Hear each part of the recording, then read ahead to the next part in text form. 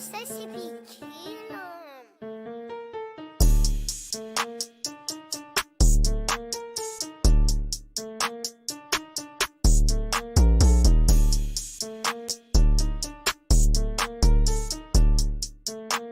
This week on the Bedroom Talk Show, we're discussing helping women find a career during the pandemic.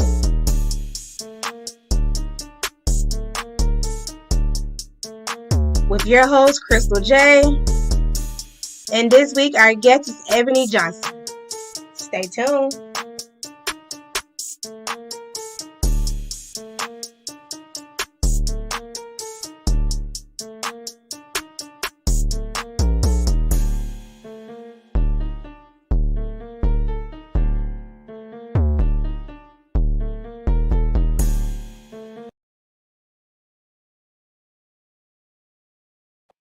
Hey, you guys.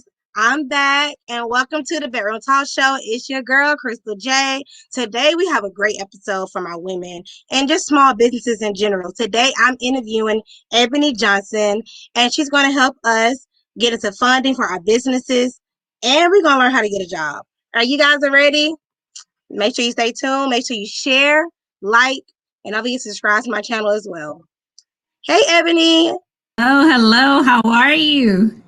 I am good. I am so happy to interview you. I know that you was giving a grant to help 100 Black women find funding for their businesses. So can you get into that and tell us your story? Yes.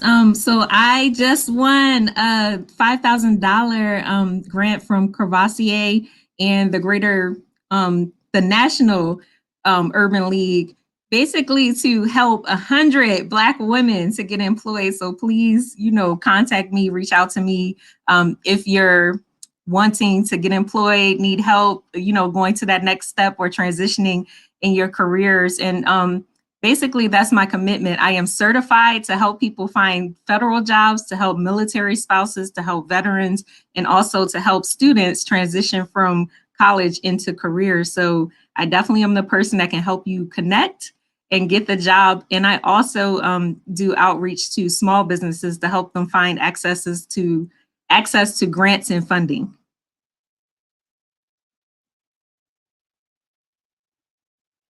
Now, Crystal, I can't hear you. You're muted.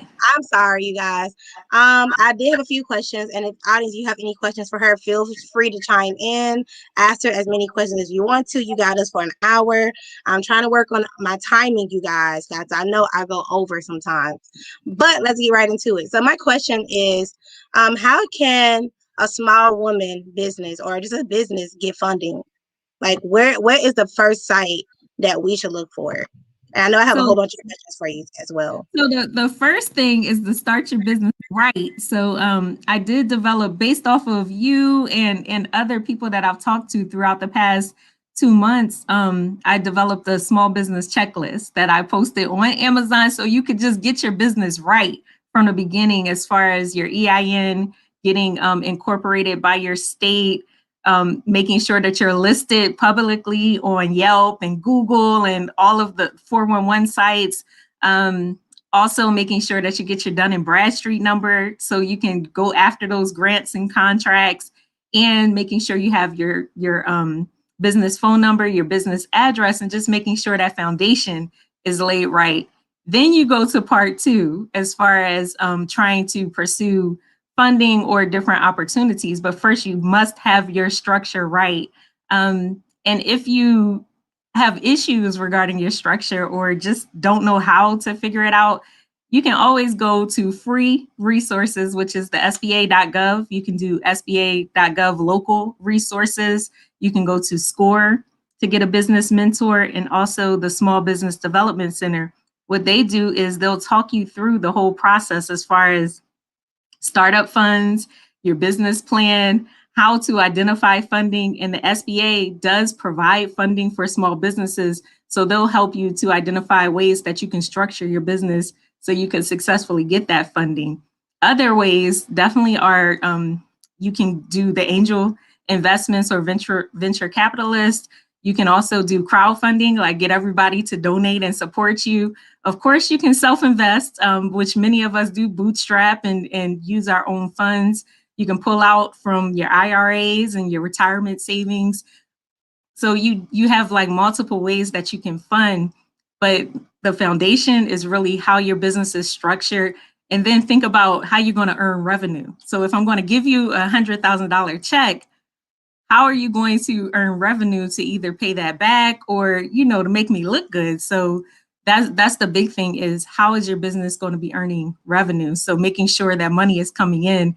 And that's another key thing. Make sure you start or establish a bank account. So sign up for a business bank account so you can understand what's coming in, what's going out, and make sure your accounting systems are also in place, like QuickBooks or, whatever accounting system you choose, so you can understand where your money's going. So that way you have those numbers in place when you're asking for funding.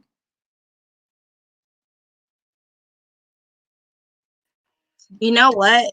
I have to get my DUNS number and I have to get my entire structure in order, because I know that is what I lack, and I'm creative. See, that's one thing. I mean, I'm very creative, but when it came to the structure part, and I was on Clubhouse, I was like, I don't have that, and I don't have that, and I don't have that. Let me get my ducks in a row. And because Yeah. I'm trying to create a nonprofit, I know I'm going to need all of that to get federal funding for my nonprofit. So And it works for both. It works for both your small business plus your nonprofit. You want to have all that structure together. So it's like going from step 1 through step 10 as far as your EIN, establishing your business. You have your business bank account. So just making sure you have all those things in order. Sometimes we might forget a piece. So I put it all to make sure that you can just get it all together in one place. You can just check it off one by one. Very simple, very easy.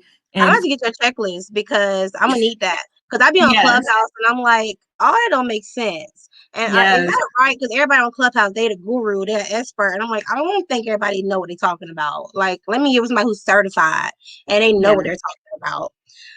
See, we have any questions? But I'm most definitely gonna need. Look, you said certified, so that's another thing.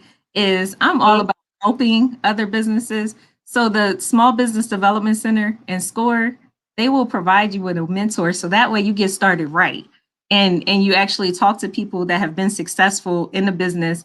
But it's all free, and I've been having a problem finding my mentor with the Small Business Development Center or SCORE. With SCORE, I haven't found one that I haven't found one, and I just went through the program 2 times. I'm like, okay, SCORE, what are you doing? I'm so detailed in my email, like, this is what I want, and they send me blah. I'm like, okay, I don't want blah. I want boom. So you make a good point. You make a good point about that, is connections, right? So like, say for instance, you and I connect and I know exactly what you need. So then people say, well, why should I invest in you? Or why should I invest in a certain coach? And it's because you connect. So yes, there are free resources. I will always push that. But sometimes you have to invest if you want a certain type of mentor or a certain type of help. Or let's, for you, you might want to get business credit or go to a different level. So you need to invest in that business coach that can take you to that next level. They gave me something that I was like, they're just for social media. I don't care about my numbers on social media, because at the end of the day, you have people that have 2,000 followers and they're making 6 figures a year. People get so lost in this. You got to have followers to make money. No, it's not about that. It's about you converting your followers to make money. That's what it's really about. I don't care about the numbers. So you already have it down somewhat as far as, how to monetize your business, because that's a big gap for people, is how are you bringing in money? Like you have a million followers, you have all this support, everybody's liking everything on Facebook, but are you generating revenue? Right. And I'm trying to monetize Clubhouse, but we'll get into that. Like, I found me a Clubhouse bestie. Me and her are monetizing Clubhouse together. Like, we have our schedule and we give the free advice, but it's always like, okay, if you want more, you have to pay us. What's your upsell? Like you're talking about the whole click funnel, where what's your upsell? Like, first of all, if I give you valuable free information, like say for instance, I offered you the business checklist and you go through it and you see that everything I'm offering you and providing you is beneficial, now you want to invest in me further, right? Because Right. you're able to help you. So what's your And Miss upsell? Like, Ebony, you have a question as well. Well, I do upsell. I have a lot of upsells. Mhm. She said she wants a mentor and she want to be a nonprofit. So Do you help with nonprofits? You have we have a anything? large group for nonprofits, Blacks and nonprofits. I definitely will push you to, but it's going to cost if you decide to get a mentor or to invest in that aspect. As far as nonprofits, so SCORE does provide free mentorship for nonprofits as well. You can come to someone like me. Like my expertise specifically is grants and funding, so I can help people to identify how to get structure, how to develop programs to go after the grants. If you were just starting from the beginning, trying to get your nonprofit together, I would send you over to my friend Taj, who she just wrote a nonprofit book, and she helps people to just figure it out from the beginning. Like that I have an idea, I'm trying to just get started. So there are different resources, and Blacks and Nonprofits is just a large conglomerate on Facebook, I believe. I'm not sure what other platforms they have, Mm-hmm. but it's like a whole bunch of resources for Blacks and nonprofit. I did not know that. So you can send me that and I'll post it on my Facebook. How do I get started? I have promised help but never came through. Girl, everybody always promised to help, but they never help. What type of help? Like what, you gotta be. She want to start a nonprofit. So that's the thing with nonprofits. So I'm going to give you this free advice. Your Secretary of State provides the whole checklist as far as how you can get started and established as a nonprofit, from how you're supposed to get incorporated, how you process your paperwork. You can go to the IRS website and they have an easy filing system so that you can file for your nonprofit through the IRS. But your state should have a checklist. Just put nonprofit and then put your state so you can see the checklist, step A through step Z, as far as how to get that nonprofit up and running. Depending on the area, I would tell you to seek mentorship in that specific area. So let's say homelessness. That's my lane. I deal in homelessness and youth programs. Find a mentor, find the key players in that specific area. So I ask you, Veronica, what's your area? What's your lane? Where are you trying to establish a nonprofit? Or what are you trying to focus on?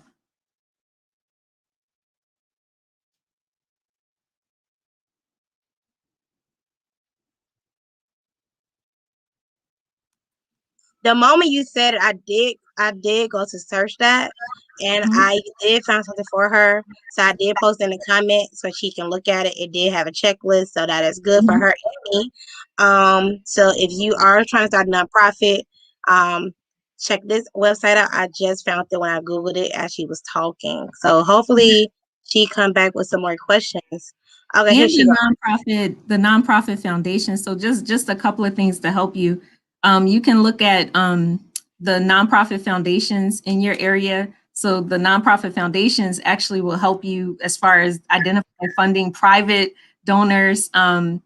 You can look at nonprofit, like they'll have nonprofit organizations in your community, and you could Google and but look at specifically your area where they can help you and mentor you and mold you. And then, believe it or not, the library also has free training specifically like on grants and funding. So you can look at your local library as well. So she said she want to do life skills. What type of life skills are you looking to do? I guess when she come back with her answer, I'll keep going. Oh, she said And I would teaching ask women, that question. So that's important when you say life skills. What does that mean? teaching women to be Fun better life and skills. things by teaching women a skill. Okay. But I would fund like youth development, or maybe women that have experienced domestic violence, like developing their life skills, or financial management. So you really do need to be specific when you talk about programming and what you're trying to do with a nonprofit, because it's very different than a for-profit business. And speaking of domestic violence, you brought it up. I know you're an advocate for domestic violence, Yes. so and sexual assault. So can you get into that? Do you mind sharing your story about that a little bit? I know you're an advocate for it, and I had to touch base. And I know you're a proud Marine daughter, I'm a proud Yes. Marine sister. So I know you're an Air Force veteran. So I want to touch all your little highlights, but I wanted to touch your what you advocate for as well, because what I advocate for is very important to me, and I Mhm. don't want to miss the opportunity to bring that up. Yeah, so I am a survivor, a two-time survivor of domestic violence. So after my second relationship, I found myself like at a crossroads. Like, I had went to law enforcement, went to all my resources. I just wasn't getting the type of help that I needed in order to move on and in order to feel safe. So what I did was I established an organization called The Next Chapter. I got certified by the Maryland Network Against Domestic Violence. So I'm a certified advocate. And I built my nonprofit, The Next Chapter, from the ground up. And what I discovered and how I entered into the career field was that I had to meet my victims at their point of need. So initially, I just was in that savior mode where I have to save you, I have to get you out the situation. I want to protect you like I wanted to be protected, and that just was not what my victims or what my clients needed. Most of them wanted to be empowered. Most of them wanted careers or financial planning or, some sort of professional development. So then I pivoted my whole entire organization and structure to focus more on careers and empowering women specifically in the career development aspect and helping them get jobs so that they could be financially independent and so that they could support themselves. And so even if they were still in that domestic violence situation, because sometimes people don't feel comfortable leaving right away, they can eventually be empowered to transition um, into a safer place or a safer home. So that's how it came to be with Career Connector. Was from the next chapter, I realized that what I was trying to do, it wasn't working. My victims or not my victims, my survivors were in a totally different place and they desired that career connection. I think your story is very moving. I am not a part of a domestic violence situation, but I can only imagine being in that twice and not once. And one of our followers said she wants to talk about her nonprofit. She wanted to be about homelessness and domestic violence. So, and she said she's also a survivor. So And kudos to that's you for leaving. Kudos, like most women don't have the strength to leave, and men. I don't ever want to say men don't leave either, because I know some men are in that as well. So, kudos mhm. to you for leaving that situation. To both of you ladies. Yes, and I've experienced a lot of men. So I remember when I first started my nonprofit, I would get, Mm-hmm. "Yeah, what about us? You talking to the women, what about us?" So I realized too that I had to, change my messaging where it's not just about women. I had to talk to survivors of domestic violence because you do have, Men victims too. from They don't report it. They don't talk about it, and that's yes. crazy. Like men And get raped, we and don't know. they wanted to have a voice. Now, I believe it's Veronica, you talk specifically about homeless domestic violence. So let's go back to the nonprofits. So I'm going to teach you guys how to structure your nonprofits. So you have two distinct audiences. You're talking about providing housing to domestic violence survivors, but then you're also providing support services to victims of domestic violence. So that's two different pots of money because you have specific domestic violence services, and then you also have specific homeless services. And then you have to figure out what type of homeless services are you going to be providing those Mhm. victims. Specifically, when you talk about funding for housing, you may have a special pot of funding. So you have your traditional homeless, which is dealing with the families, the veterans, single youth, and then you may have like special programs like targeted towards domestic violence victims. So are you building a domestic violence safe house? Are you building transitional housing for domestic violence victims? Is it emergency shelter? Like what's your structure? And also, what does your program look like? First of all, do you have a domestic violence residence? Like, do you actually have a facility where you're going to house these victims. Have you been certified by the state as far as have you processed all your paperwork? Are you actually established? How many people do you have running your program? Because some, like, if it's just you, then do you have the capability to take in $100,000 grant to run this program, or do you need to hire staff like social workers or people, victims advocates or security, for your victims? Do you have all that established? So that's what we're looking for specifically when we're funding you, and also as you're establishing your program. And I personally would tell you to connect with other domestic violence centers and advocates specifically in your community. So start at the state level. You can start at the national level if you want. So start at the national or your state level, then look locally as far as your county and your city, as far as who's providing those programs, and see if you can partner, see if there's maybe gaps in domestic violence services, and see how you can possibly collaborate and build together, because you may be a missing link to what they need. Like they may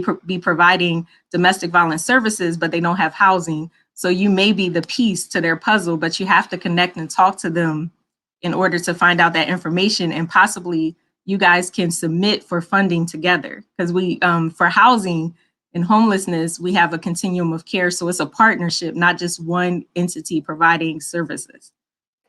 You are really giving some great advice. I hope she's over there taking notes with her pen and paper, because I'm over here like, what? Okay, so Yeah. I think that is really good. And then she said, life skill will empower women towards their careers. I think you two should connect. Y'all have a lot in common, so I think you should most definitely connect with her. Yeah, because it's just seeing your passion behind it, and you're literally coaching her.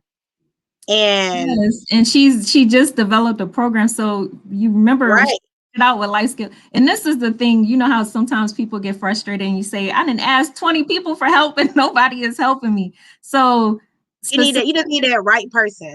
It's Mhm. everybody not meant to help you. Everybody not going to be as passionate about what you're passionate about. So Yeah. sometimes we have to just realize, okay, God don't want this person to work with us. So let me just come back, and God send me the person who's going to help me create this vision that I have to help other people. That's how Because I you look have at a great vision, like she talked it. about skills, but then she said life skills to help women with careers, right? So if Right. you're thinking funding, because you always should be thinking what type of program will get funded. So if you really want to research, look and see what other type of programs may be similar to yours that have been funded. Like you say, okay, my passion is autism. So Right. what It is. surrounded by autism have been funded? That's where you first start. Like, where's the money? Show me the money. Show me what people are interested in. And if you want to design a new program, just look at people that support autism. Like, who's your private donors? Who's your private foundations? What type of federal funding have already paid or been centered in that space? And then how can you design your program to get that funding? That is actually great thinking. Because I haven't fully started my nonprofit yet. I've been trying to research and see. It's funny you said that, because I've been looking at Autism Speaks. Mhm. And I've been looking at them like, okay, so what are they doing to get all this funding, and what are they doing in the community to have people want to be involved with them? It's something they're doing. They've been around since 1999 or 2000, Yeah. 2005. Wrong advice, y'all. 2005. I'm thinking of another company in autism world in my head. But we're gonna be right back, you guys. We're gonna take a 45-second break, and we're gonna write to commercial. So we see you guys in just a second. If you have any more questions for Miss Ebony, don't worry, we'll be right back, you guys. So see you in just a moment. Yes, right.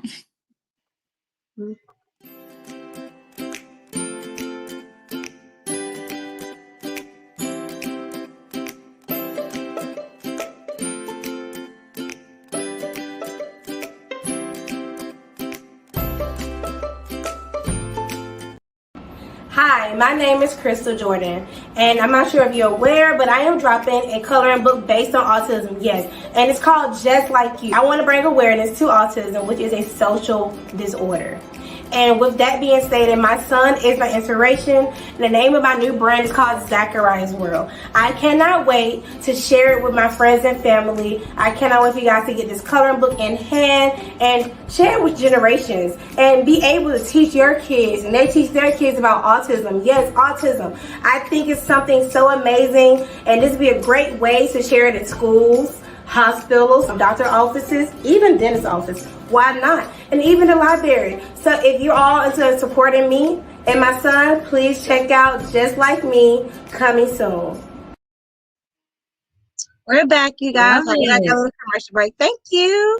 I be over here working hard on my branding. Like I'm trying to get like my branding to a T.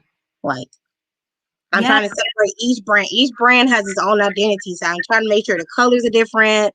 Everything is different with each brand. So I hope people can tell the difference between all of my many things that I do. Because I know I do a lot. Because my auntie literally just told me that. She said, you do so much. I said, well, and that's okay as long as you have a structure. So like for autism, like say for instance, I was coaching you or, you know, we were having a conversation and I heard you say hospitals and, you know, different autism groups. So how are you targeting them? Like who are your key players? Like what hospitals do you need to communicate with? Which organizations do you need to communicate with? Which schools do you need to communicate with? Or a professional, like, you know, provider. I talk to the therapist. The therapist is like, the therapist has already been added to their resources list. So when I talk to the therapist, they tell their therapist friends and then they contact me and say, can I add you? I'm like, sure. So that's really how it's been happening so far, because it doesn't launch until another 2 weeks from now. It launched on his birthday. So I've already been making connections, and that's the reason why I'm trying to become a nonprofit, because people are trying to donate to me, and I'm like, okay, I need to get my paperwork in order, because at first it was just going to be a coloring book and a children's book line and a clothing line, but it became a lot more. It became a bigger life than me. I would say that. And I have no regrets. I love it. I love talking about it. I love learning about it. I'm not a guru on it yet, but I love learning about it. And in the Black community, we don't talk about it enough. And because I feel like we don't talk about it enough, I want to break that.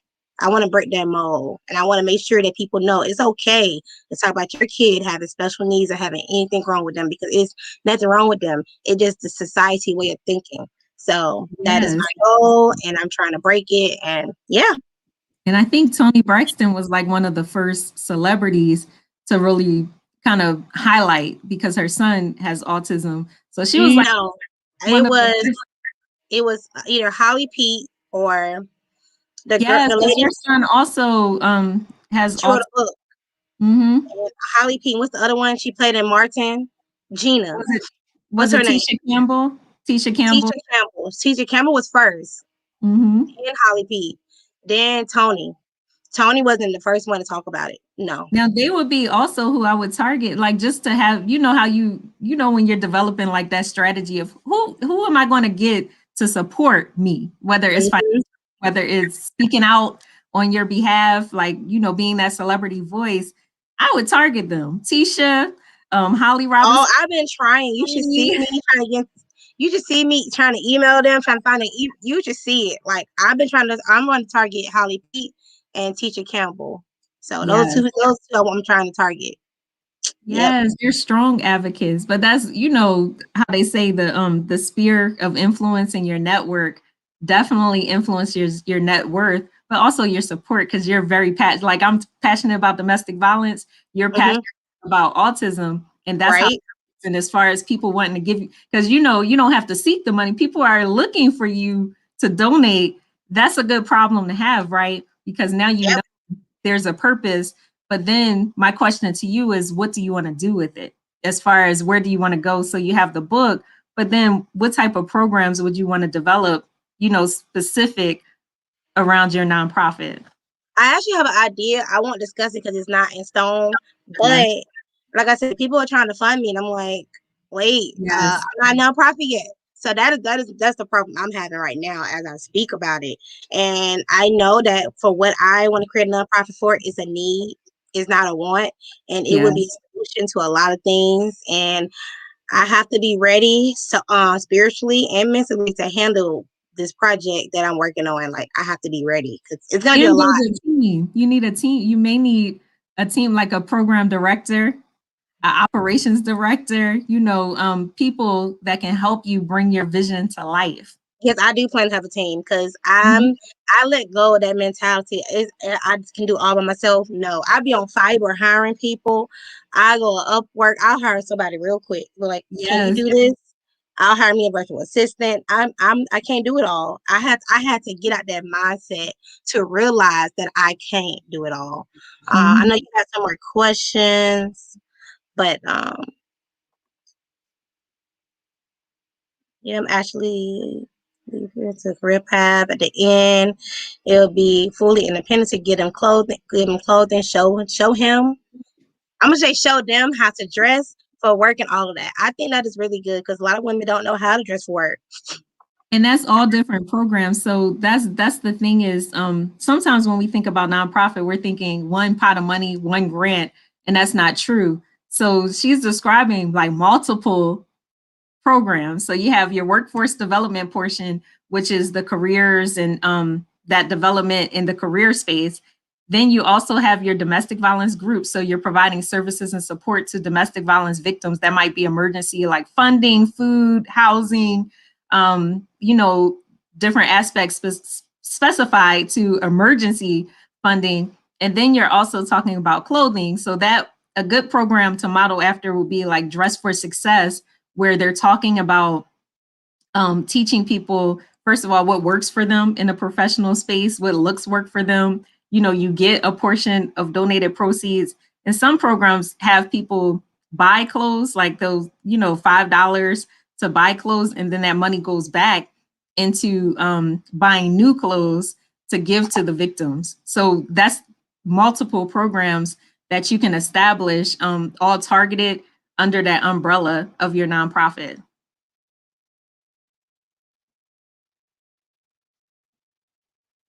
Crystal, you're muted. I see when I'm trying to talk, I see what happened on my screen. Mhm. I was going to say Dress for Success. I remember that program when I was 22. I used to donate suits to them, stuff I couldn't fit and I didn't want anymore. I used to donate it because I know people in need will wear that. So that is a great program to look at. And I see you had a question for me. So Crystal, where are you going to register your nonprofit? Because it's like me, I'm teaching myself. I'm teaching is quite a lot of people who are teaching them hair care. I'm teaching him how to do art, but I'm not registered yet. I'm actually hiring this lady to do all that. I'm I'm not doing anything. I am paying somebody to do it. I don't know her price. I'm just whatever she tells me is what I'm gonna pay her.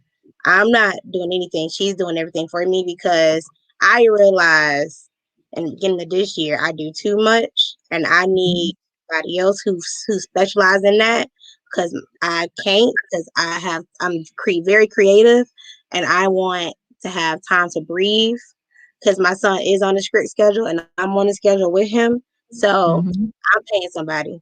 Long story short, And that's I smart. Like they're outsourcing for what you need. So you have the free aspects in the sense of like the score SBDC, but they will not do the paperwork for you. They will know. they will tell you what you need.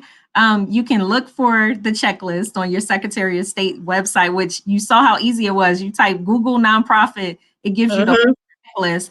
But if you want somebody to go step A through step Z for you, oh, that's going to cost. And think about when you determine the cost, think about how much it would cost per hour in order for that person to do the work. So let's say if I was developing a grant for someone, it takes about 60 hours to write that grant, to gather all the paperwork. So you're not just paying for just that one thing, you're paying for those 60 hours of that person's time. So that's why the prices may vary. So you might have a person that charges $16 an hour, $20 an hour, $60 an hour. And honestly, you get what you pay for sometimes, in the sense of sometimes you got to invest in yourself if you want it done right. Yep, and that's the reason why I did that because when I met her recently, and I said okay, well she told me how much she charged. Mhm. I think it was 3, 4. I don't remember, but Mhm. we have to sit down and do a whole consultation and then I'll figure out how much I got to pay her. So I'm excited about that. I'm not sure if you had any more questions. I'm trying to just double check.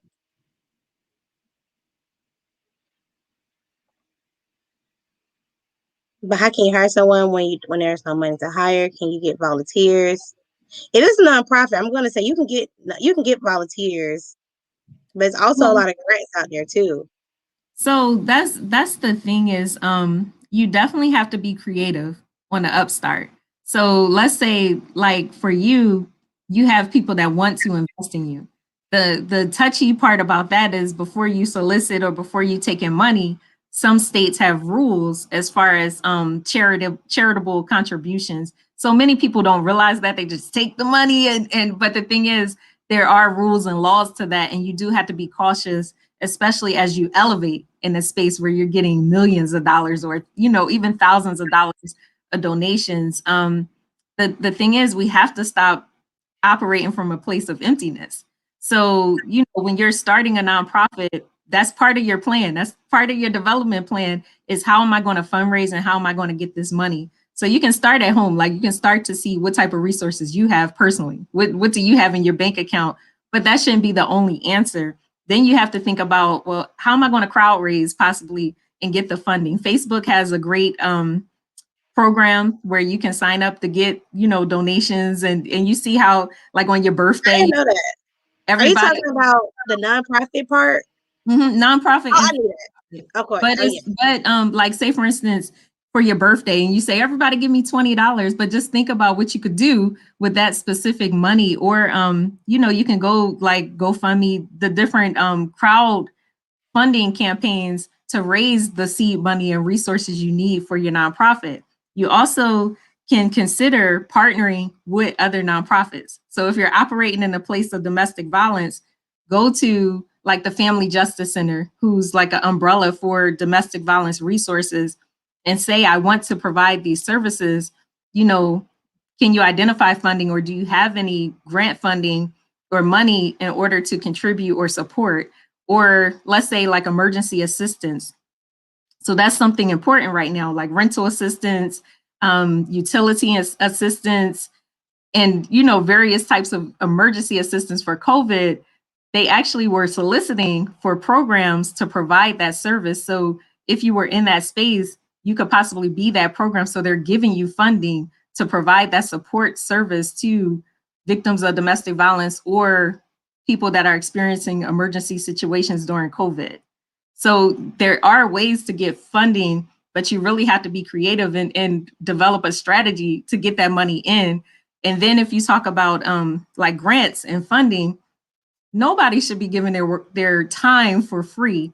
So, expecting a grant writer to write a grant for an organization, spending 16 hours, spending 60 hours, that's a lot of time. That's a substantial amount of time to expect somebody to volunteer. So yes, people do it, but it's really not right and it's not ethical, specifically for a grant writer to just donate their time. And I've heard some people say they'll write in their compensation in a grant, and that's not ethical. You're supposed to pay them up front for their services. So that's something that you have to consider as you're establishing your organization. Do you have the financial capacity? Do you have the emotional capacity? And do you have the support to actually stand up this program? You can also consider who's on your board. So your board members, that could be a source of revenue in the sense of people pay in order to be on your board. So they pay $200 to sit on a board for a year. That's okay, because then you could put that money in your bank account. And again, that will be the seed money for your nonprofit. That's a good idea, because somebody literally just told me to create a board, and I was like, a board, and I was just talking to somebody about this yesterday, and I said a board, and we was talking. I was like, what is that? And they never got into the full conversation of creating a board, and I was like, and what's the requirement? So that's the thing is, as you establish your board. So I sit on the Maryland Black Chamber of Commerce. So in order to be a member of that board, in order to be a member of the board, I have to be a member of the Maryland Black Chamber of Commerce. So that's revenue. So you could think about a membership model as well for your different organizations. But most organizations that have a board, the board members write checks. Like those are the first seed investors, the first people to write those checks. And you also could think about a fundraiser, like adding a person that's into fundraising to your board that can get you money, that knows how to organize different fundraisers and initiatives. And we had this conversation on Clubhouse about like the turkey, you know how everybody want to do the turkey giveaways and all that. If as soon as you get money in, you're trying to buy 100 turkeys, is that relevant to your mission and to your cause? Or do you need to be saving that money to actually invest in what your specific cause is? Because not everybody is meant to feed. Because to me, the turkey drives will be feeding the homeless or feeding the needy. But if that's not your, like if you're focused on autism, is that relevant to your cause? Or should you be investing in programs specific to your nonprofit and your organization? To my cause. That makes sense. And then I'm not sure if you saw the question I had up for you while you was talking, because that was 100% for you. It wasn't for me, and I'm okay with that because it's the reason why I bring you powerful Black women on my podcast. This was all for you. She said, yes, I understand, but Ebony, you are so versed in everything. You are a coach and you are taking clients, and I really need someone to lead me into this. And I believe that this is what God has for me at this point in time. I have a passion about it, and you can check me out on my Facebook page. And Veronica, like I believe you. I believe you got a passion, specifically I do too. for the I believe I have a nonprofit. passion too. And that's the thing is we all have the passion. So the thing is we got to look at our passion, then we also got to look at our capacity as far as what we can do, and build up to it, because nothing is impossible as far as nonprofits. It's just the thing of what does it look like? Like what type of programs are you going to, provide? Who do you need on your board? Like who, like you said, Crystal, basically you were told I need to build a board. So what does your board look like? Really sit down and consider who you need around you. So you're great at social media, networking, you got the plan, but maybe you need a person that's focused on the accounting structure, like the financial management portion. Or maybe you need an executive in the autism world, a person that works within the autism world that can help you So navigate. the board is literally people that do different things, but they help your organization, but they pay into your organization. Yeah. So when they pay the seed money, right? So my question is, let's say I charge $200 to be on the board for a year. Mhm. Is that per year, or that's a lifetime membership being on a board? Or do board members change all the time? Do you get rid of board members and bring new board members? I mean, since we changing the conversation, I want to ask about that because I'm learning about nonprofits. I'm learning about boards. So can you touch more on the board? Mm-hmm. You Yeah. can, so basically, let's say if you had a membership organization, like so she asked if I provide coaching. So yes, you can definitely find me on career-connector.com. And I do free consultation for 30 minutes. And then, you could book me if you want to continue the relationship with coaching. But as far as the board, so say for instance, you have membership. So Mm-hmm. in order to be a member to your organization, so let's talk about like private or professional organizations or alumni associations that you belong to, you pay a membership and you're Mm-hmm. paying sometimes what, $500-$600 just to be a member. So that is revenue. That's income coming in. So then in order to be on a board, what are your board requirements? So that's part of your when you do your constitution, your bylaws, you're establishing your board requirements. So perhaps some boards you got to have your degree. That you might have to have a certain professional degree. Some boards you have to commit to a certain amount of time. So for my board, I committed to 2 years. You could say a year, you can say 2 years. You can have a financial commitment. In order to sit on a board, you must provide $500, $200, whatever it is that you want, in addition to that membership cost. Wow.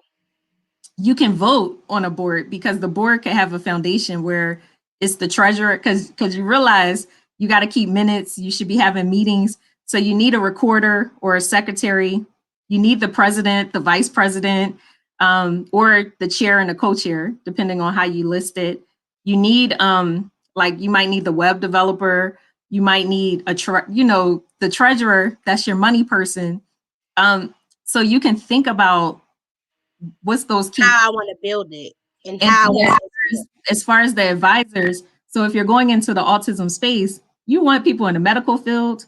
You may want people, maybe people that have experienced autism. So, if you're trying to empower people that have experienced autism, you may need like a youth advocate. So think about what that structure, you may need a teacher because you're out to the schools.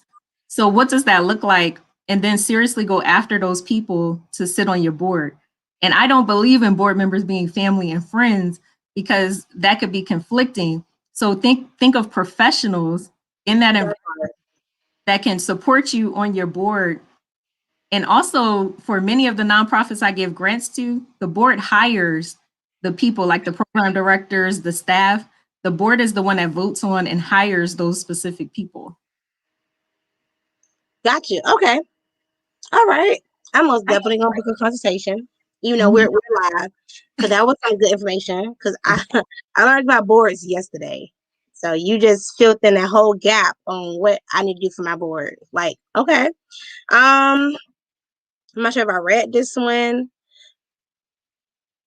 Okay, I don't know that you have to charge him to be on the board. Actually coming from for free. See, I don't know how much, and trust me, I've been doing that for 5 years. I'm a hairstylist, and I have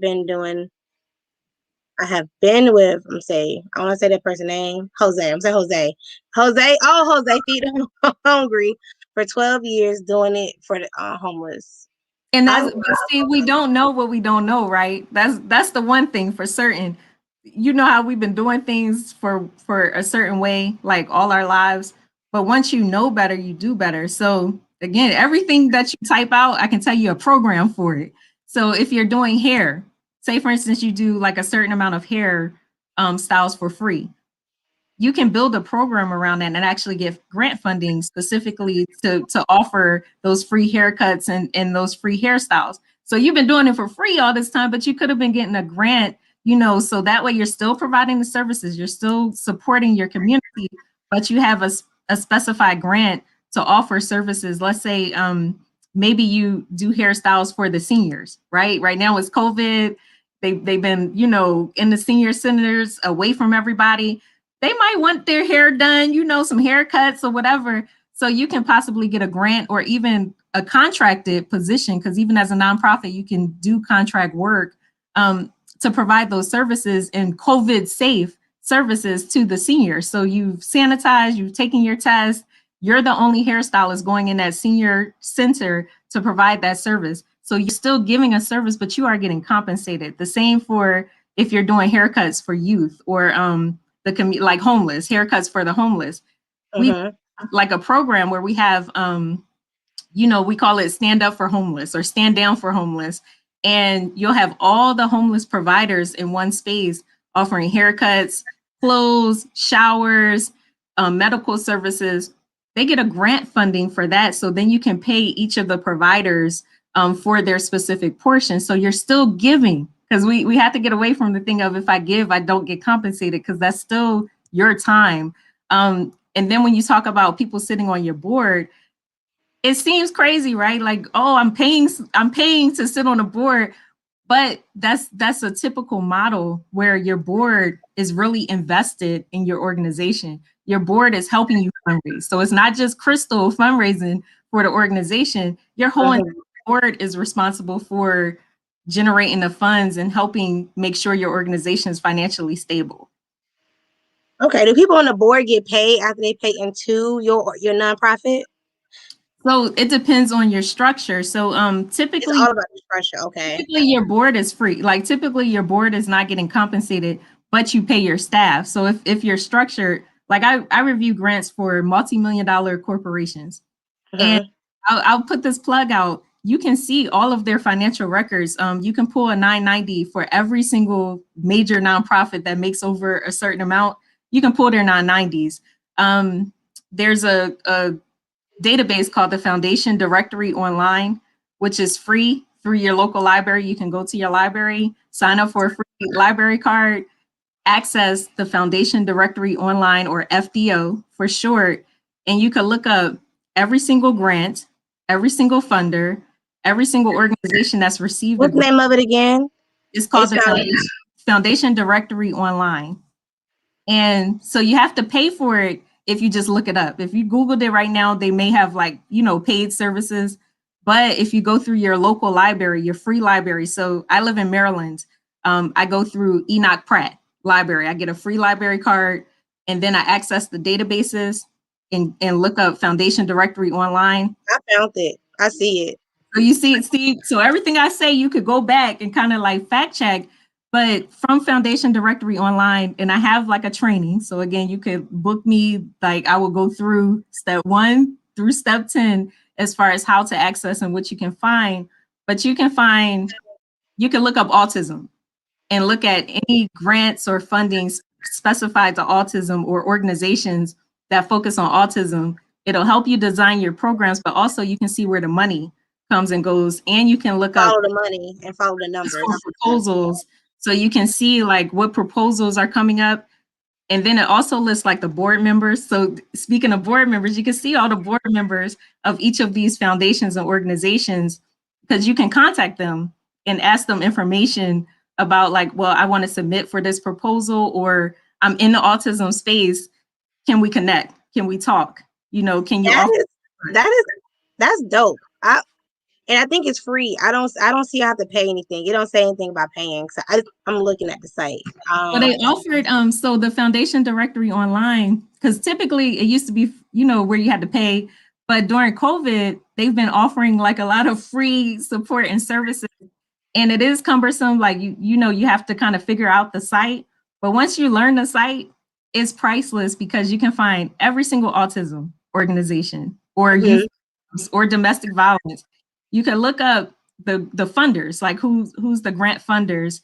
You can also look up organizations that receive funding, so you can see your programs. All of that you can find right on Foundation Directory Online. And then somebody said, really, to what you said about the lady giving away free haircuts, she can get paid and get grants. So you had a viewer that said, really? Yeah, so this is something that I don't think most people know. So I didn't even know that. When you talk about like the day of service, right? And you know how we do the MLK Day of Service? There's a grant specifically for those type of initiatives. So like if you're writing letters to people, to seniors or those in prison, if you are, putting together special projects specifically for the day of service, you might be able to get $1,000 or $2,000 grant to do that project. So you're doing something fun, you got all the volunteers, but you're getting a grant to actually fund that specific project. Wow, interesting. You were really educating me. I was not expecting this. I know we weren't even talking about grants, right? But no, we were talking about grants. But my brain is like, I wish I had a pen and paper while you were talking the whole time. Like, well, you're recording, so you could go back, but watch it. Yeah, but you see the Foundation Directory Online, like because you looked at it, you see all the information it provides, right? And you can see all the resources, and you see that's a free resource. So you definitely could pay somebody like me to do all that research for you, or you can do it and be educated so you can know like what type of resources you need or outsourcing you need to do, because you can really set yourself up to see, well, what type of program do I need to build, or do I need to connect with to get this? Nonprofit is a whole new world. Like it's so much information, it's crazy. I did have a question for you. I had 2 questions for you. I had a whole bunch, but we are already off topic, so it doesn't matter. Are you giving any grants or funding to women-owned businesses today? And if so, how can they apply? Since I know that's what you do, I had to ask that question for my audience who's watching, who probably need grants for their businesses. So I am personally, Ebony Johnson is not personally giving away grants, but I do actually on my newsletter, which I'm going to distribute this week, I'm going to start giving information specifically on grants and funding and how you can get access to money, because that's the number one. You know how, again, we have to pivot our business. That's the number one question I get asked. So I want to answer that question. And there's multiple sources. So like Cavassier, they committed to offering $100 million in grant funding to Black-owned businesses.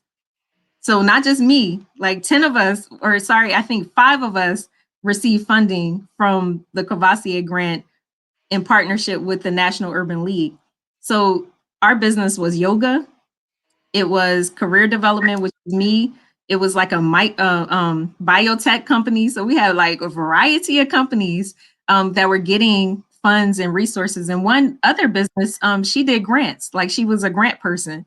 So you have that type, you have a lot of COVID relief grants. So if you're stateside, I want everybody, Google right now, look up COVID relief for your city, look up COVID relief for your state, because your state and your city and locally, they have, in your county. So your state, your county, and then federally, they have the COVID relief grants and funding. Right now, they're pushing for the restaurant relief grants. They're pushing for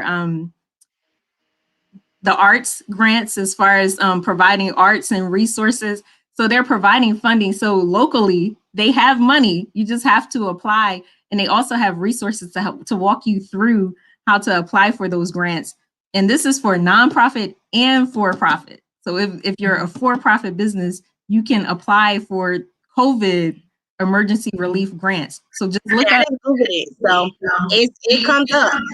And that's the thing is, everything is Googleable. And I know like sometimes people say, Google.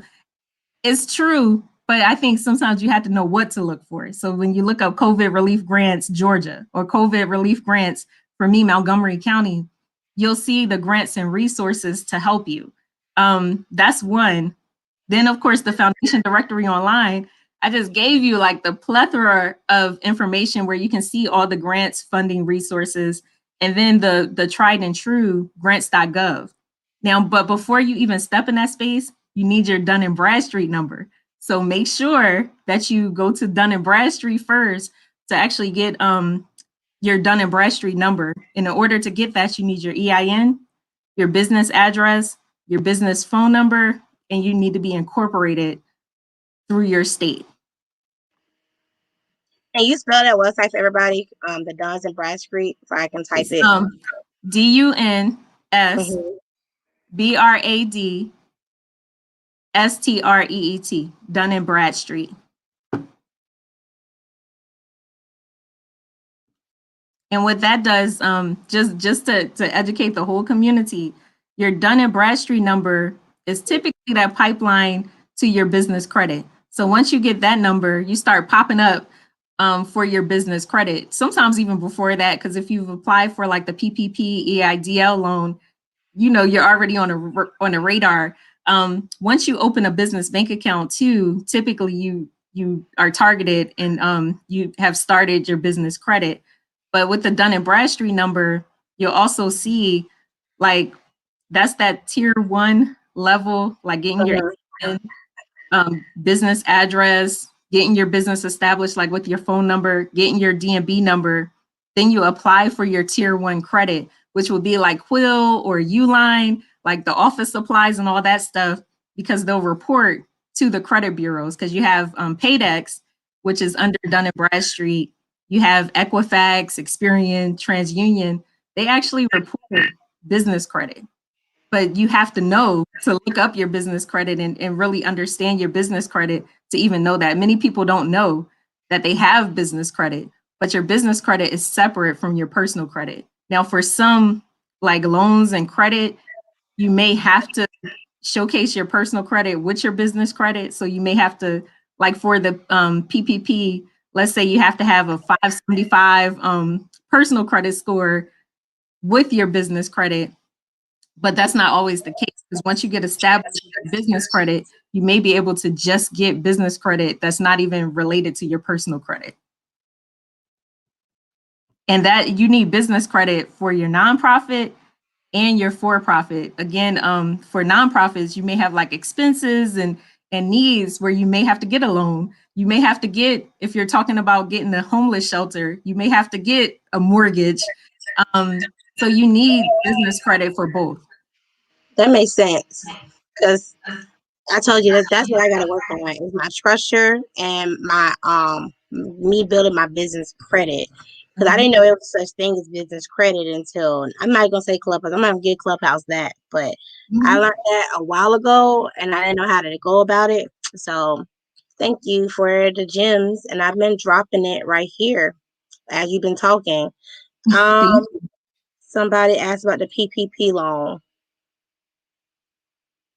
So do your business have to be registered before February? That's true. So the thing with the PPP, I never speak out of turn on that. You have to look at the requirements.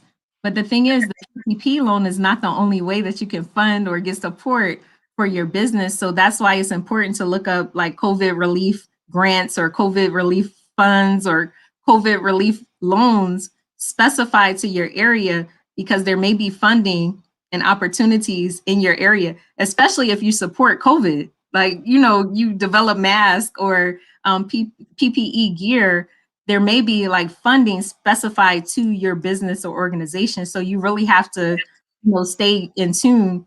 And also you can reach out to the SBA.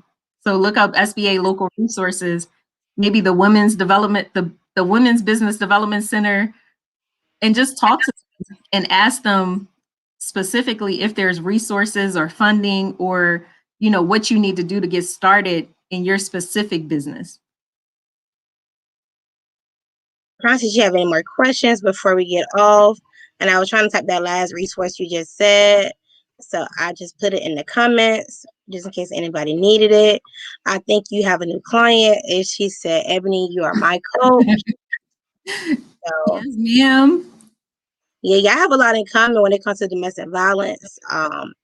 And you want to start a nonprofit, and she's obviously know what she's talking about, because every time she say something, I Google it, and it comes right up. And see, they call me, that's my nickname, is Miss Google, because most of the time, like, all this stuff is in my head, but it's not just in my head, it's legitimate information. And I realize you haven't said one thing that I couldn't even argue with you on, like, that's not right. No, every time you say I look it up because I'm trying to start a nonprofit. I'm like, okay, yes.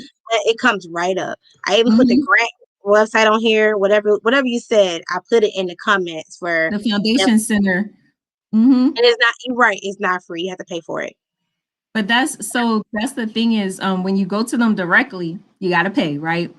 But the libraries are closed due to COVID, so I don't know how you can go to the library right now to look that up. So for the library, you go to your library. So look up your local library, and then specifically apply for electronic library card, which they do everything online, and then look at the library databases.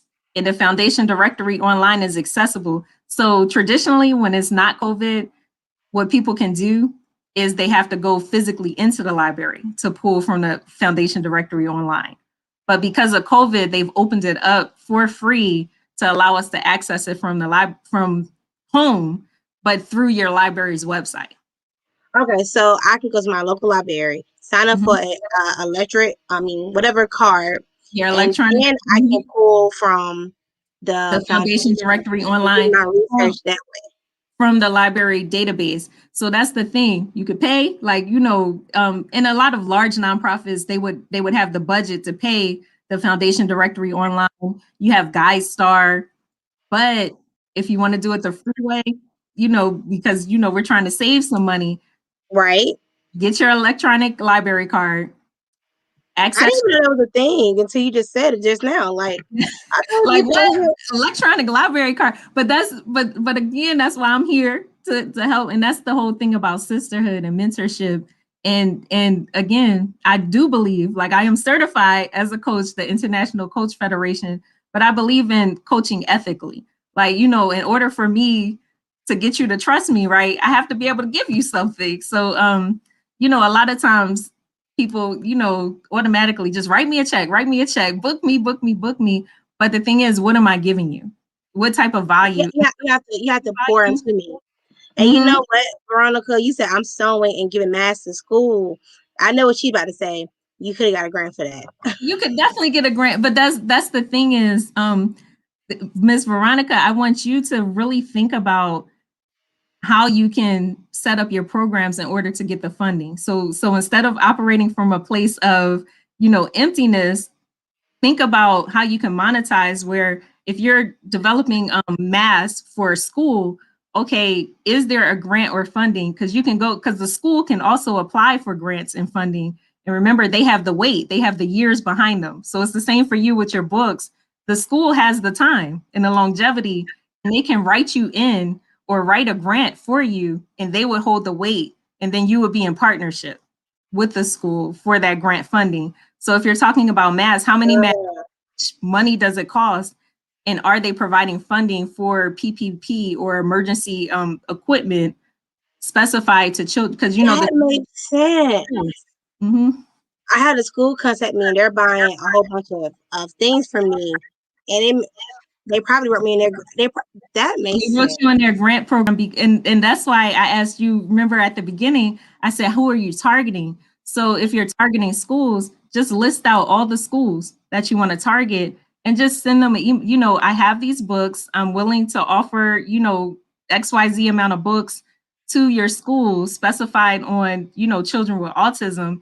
9 times out of 10, they can write you a grant, or they may have funding specifically for. That's why you asked that question. That was because when you first asked the question, I had an answer, but now you have me thinking totally different on how I should contact schools. Oh, girl. Yeah, now you see how I'm, making you think I see how you did then there, got the question, took it out, and you willed it back in near the yes. end. Like, that is why I asked that.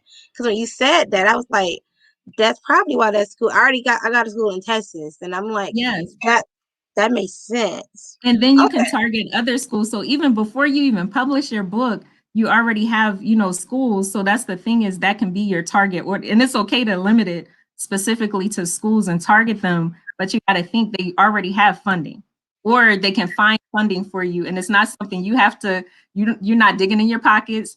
You're not even writing a grant. You're soliciting the schools and telling them you have this product, and then they're seeing value in a product that you have to offer. But don't I have to be nonprofit before I do that? Well, that's why they're telling you, are you a nonprofit? Or because they may have a grant, and then in order to, provide those funds. That is why, okay, because I've been getting asked that a lot. And I'm like, no, not yet. And okay. Now So the that whole would be, beginning now all makes sense. Okay. yes. And but that's the big picture. So again, that's why it's important, number one, for you to get that nonprofit established ASAP tomorrow. But Right. so you can have everything in order, so they can write the check, because then they may be writing you, a check or funding or donations or whatever. And then also your expenses for creating the book, you can write off under your nonprofit as well. Uh, So look, I'm giving you those free gems, right? And you I'm can, gonna have to rewatch this. And I see that's a comment right here, but I'm yeah. gonna have to rewatch this too. And Cause Veronica, you can email, and Veronica or anybody that wants to contact me, Ebony at simplyebony.com. I keep it simple. So Ebony at simplyebony.com, or you can visit me at career-connector.com. But again, I'm willing to talk. I do open my calendar up for the 30-minute free sessions, just to kind of strategize like I just did with Crystal. But to have the conversation to kind of get you to think outside the box. yeah, she just made me think of the boss y'all. Like, I'm like, what? You can Yeah, do that? you That can. makes a lot of sense on why the school's been asking me, I'm a nonprofit. Now I understand why they asked me. Cause I'm like, what? I'm Mr. Arthur, but I see why they asked that question now from a different point of view.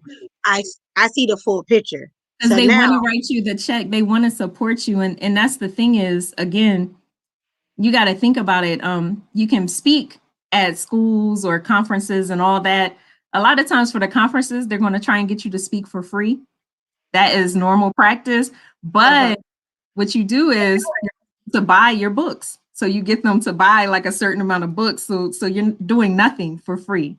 And I would try to negotiate that speaker fee anyway. But then the other thing for the schools, again, they want to provide that education and outreach for that targeted audience.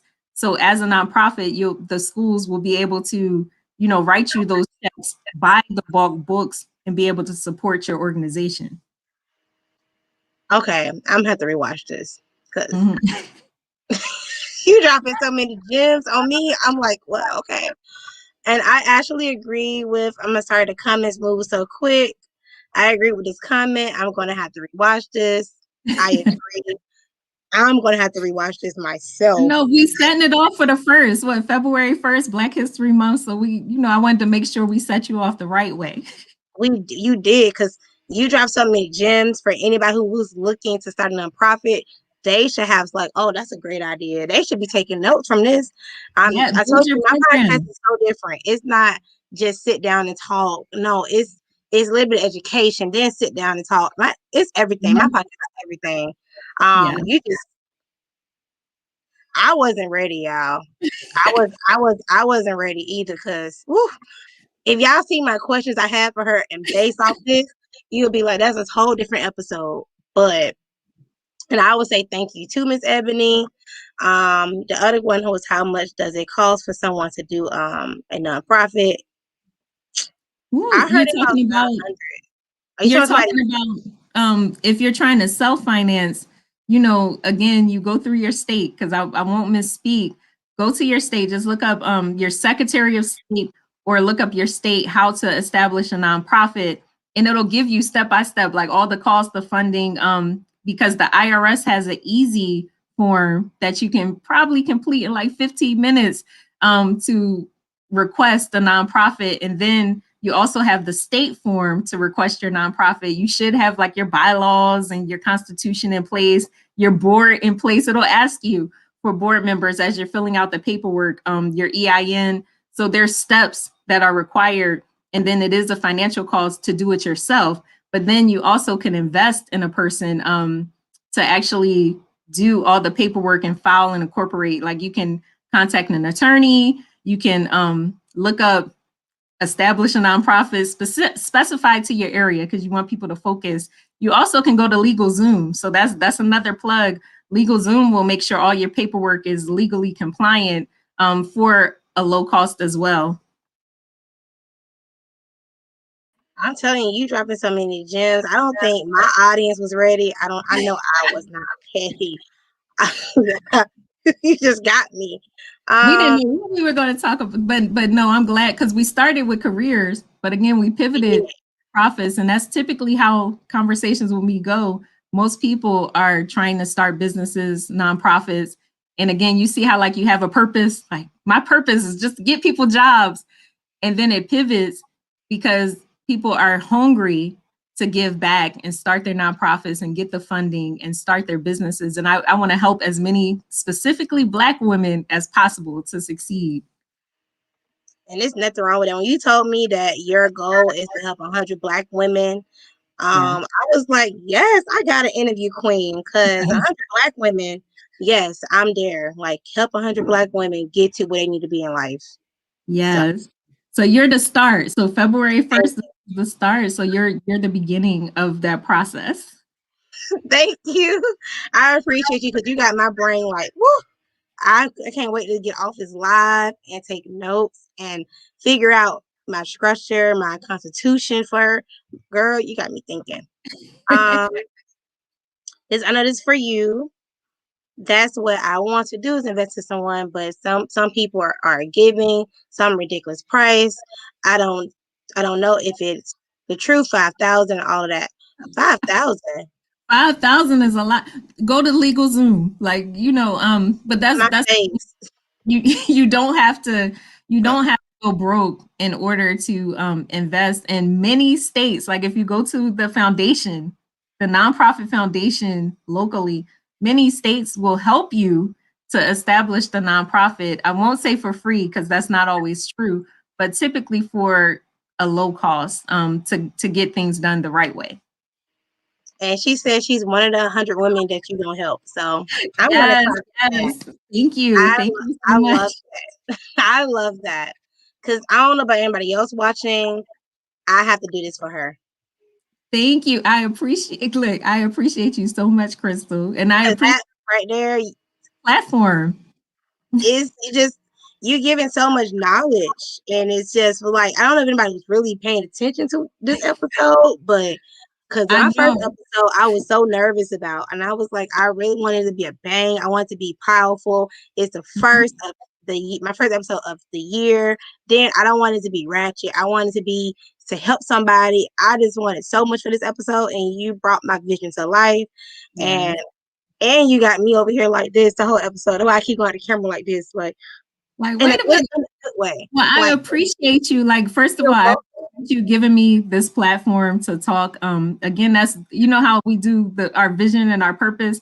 So my Mhm. whole purpose was to actually, educate and help 100 Black women. So I don't know what that looks like because it could be jobs, but I also think it's going to be a lot of nonprofits and businesses, and that's okay because it's important to pivot. But I Mhm. appreciate you, and I appreciate our audience for being engaged and asking questions. Yes, like I am impressed they stayed this long. Oh, somebody else said me too. They're probably 100 women too. I am Yes, impressed that they stayed this long and they really was engaged. I want to say thank you to the audience for even staying this long for this episode. I know this episode is probably a lot for some people, but if you really passionate about something, you really want the information, you will stay and learn. That's so I want to say thank you, Miss Ebony, for being my first guest of 2021. And I wish your business nothing but success. And I see we have one more comment. You're so welcome. thank you, thank you. I've been seeing all the comments, so thank you so much for being kind. I appreciate all of you. Wow, you won 32 awards in teaching in 2015. Okay. Oh, and I won. Okay. I gotta clap for you. Yes, we gotta applaud. And that's the thing, you can use all of that for leverage, like experience, leverage in your grant packages and your write-ups. You can applaud yourself and highlight all the work that you do. So Veronica, I think you are on the right path to having a powerful nonprofit. You just got to get it together and build those programs. Yes. I agree. And you know what? Sometimes we just need to see something to push us. Like, you know what? That was my push. So Mhm. congrats. And I see you have one more comment. Yeah, you're welcome. Yes, like, We yes, we yes, as Black yes. women, we have to start helping and supporting our fellow Black queen. When we see them doing good, we need to clap for them. Why not cheer them? Yes, Why not cheer our fellow Black sister on? We should. And yes. I applaud you, and I applaud Ebony, and we have one more comment. She said, thank you for Miss Bronson said, thank you for your help. Thank you. I have one question for you. How can my audience find you? Because I see they was really engaged with you. They really liked you. So I'm going to step off screen for you can promote whatever you want to for your business. Yes, you can find me. You can email me directly at ebony@simplyebony.com. You can find me on Instagram and Twitter. I'm very engaged at Ebony A. Johnson. So you can find me on Instagram and Twitter at Ebony A. Johnson. And also you can visit my website at career-connector.com. I would love to talk to you. I would love to offer you my business checklist, which is also on Amazon.com. So you can find my business checklist on Amazon.com. I give you all the steps to be successful. And you can also connect with me for a free 30-minute consultation. So email me at ebony@simplyebony.com. And I look forward to connecting with all of you. And thank you so much for your time tonight. I want to say thank you for coming on this platform. I'm pretty sure I kept on the screen her information because I wanted you ladies to get it because I'm actually going to Yes. email her myself and set up my consultation when I'm ready to officially set my nonprofit because I know it's a lot just listening to her. It's like, oh my God, Constitution. But you guys, thank you guys for watching this very first episode. Next week, we're talking about breaking generational curses. No, building generational wealth. I'm sorry, I have so many episodes. It's in my Yes. so next week is another Black Queen. I cannot wait till you guys can tune in on YouTube, Facebook, or you can listen on Apple, Google. You can listen on all the major platforms because I'm going to upload the audio. And Miss Ebony, I think you have one more question. Oh, no, God bless you too. Yes. Thank Well, you. thank you. Well, I'm your girl, Crystal J, and this is my guest, Ebony. This is my guest, Ebony Johnson, you guys. And I really hope you guys enjoyed this episode. And stay tuned for more. And bye, you guys. Bye.